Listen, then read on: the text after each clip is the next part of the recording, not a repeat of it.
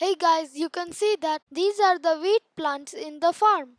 And these are dried wheat plants which are ready for harvesting. The top part of the stalk is called a spike or a head, which holds the wheat. Here you can see the cover on the wheat grains, which is called husk or a hull.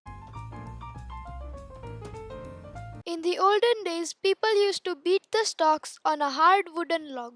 After machines were invented, people started rubbing the stalks on the rotating machines. Another option they were using was to make bullocks walk on the stalks. Nowadays, machines called threshers are being used to separate wheat from stalks, and this method enables them to work more easily and quickly. So guys, now you know about threshing.